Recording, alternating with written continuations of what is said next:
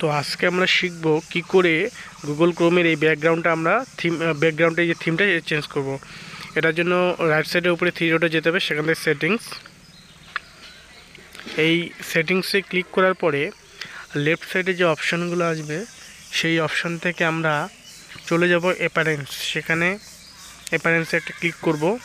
অ্যাপারেন্সে click করার পরে এখানে যে থিম অপশানটা আছে এটার উপর আমরা ক্লিক করব।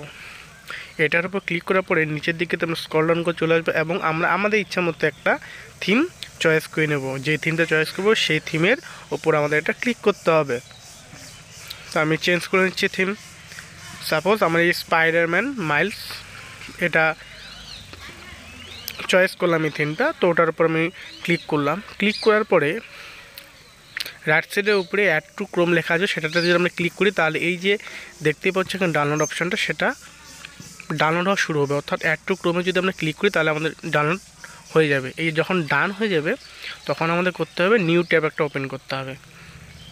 এবার যদি আমরা নিউটা ওপেন করি তাহলেই আমরা দেখতে পারবো যে আগে আমার গুগলের যে ব্যাকগ্রাউন্ডের যে থিমটা ছিল সেই থিমটা চেঞ্জ হয়ে গেল। তো এভাবেই গুগল ক্রোমের ল্যাপটপে বা ডেস্কটপে গুগল ক্রোমের এই যে ব্যাকগ্রাউন্ডটা সেটা চেঞ্জ করতে পারবে।